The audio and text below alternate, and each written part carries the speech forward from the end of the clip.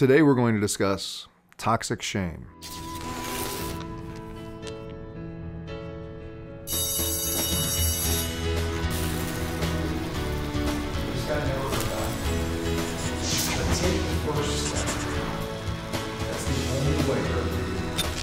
Something that I believe is probably one of the greatest barriers to personal development and self-awareness, and also one of the least talked about subjects, I'm referring to as toxic shame. And what I mean by that is,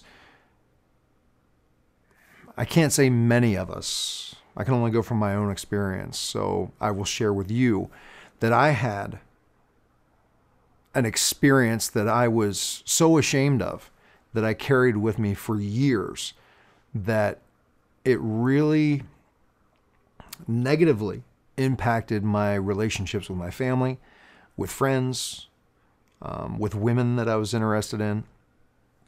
It was toxic. It was killing me in many ways. It was a big part of my drinking, because the thing that had happened, the thing I was carrying the shame for, I perceived myself as a monster.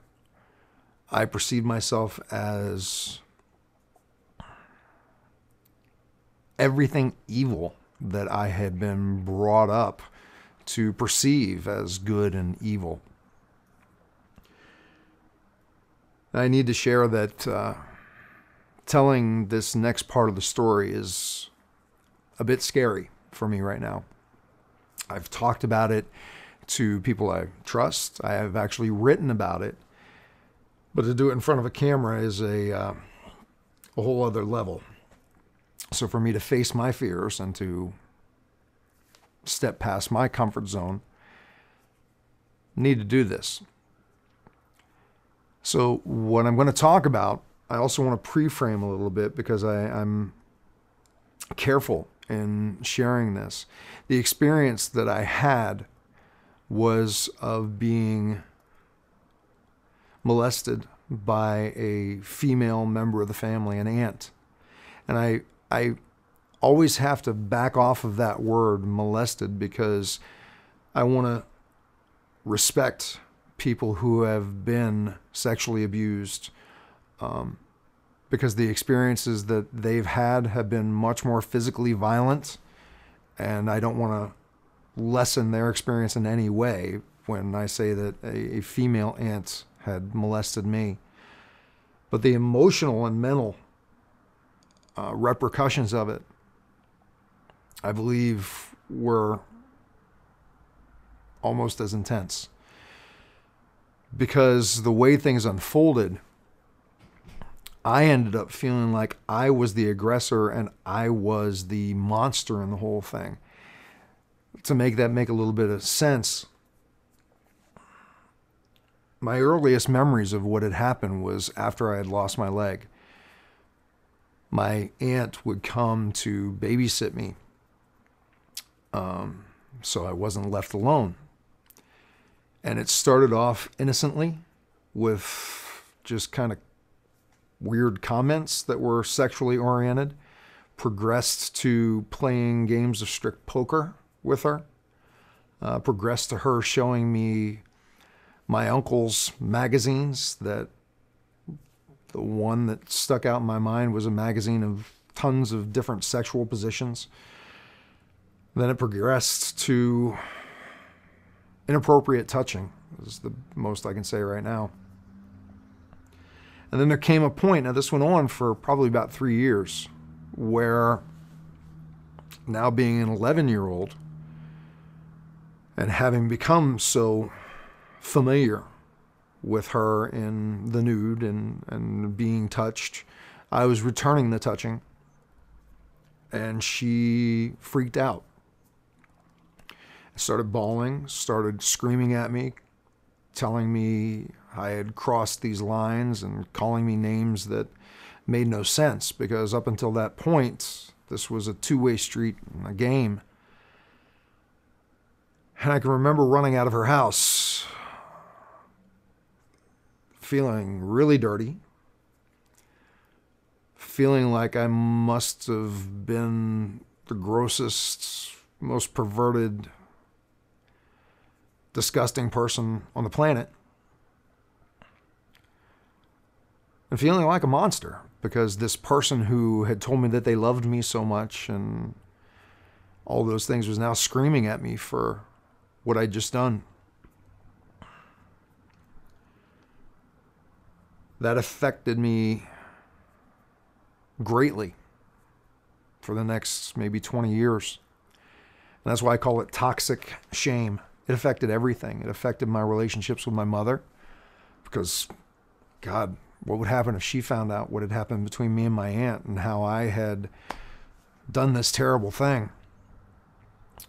It affected my relationships with the rest of my family. I had to walk around with this secret. It affected my relationship with myself. I hated myself because how could I have done something so bad? I must be the devil incarnate based on my childhood religion. It affected my relationships with every woman I met because I couldn't have an intimate relationship with the women that I would date. I would have a sexual relationship, but I could not have an intimate relationship because if they really knew my secret, how could they love me? How could they care about me? I carried that shame. I carried that guilt. I carried that identity that I was a monster. Like I said, for about 20 years. And I would still be carrying it to this day if it wouldn't have been for two things happening. One was I had a daughter. And that kicked up some fears because if I was that much of a monster with my aunt, was my daughter going to be safe around me?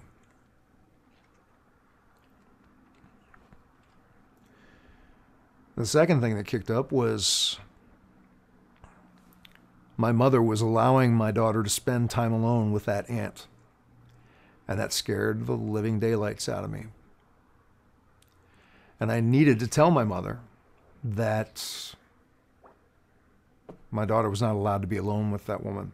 But how could I tell that to my mother that her sister was not allowed to be around her granddaughter?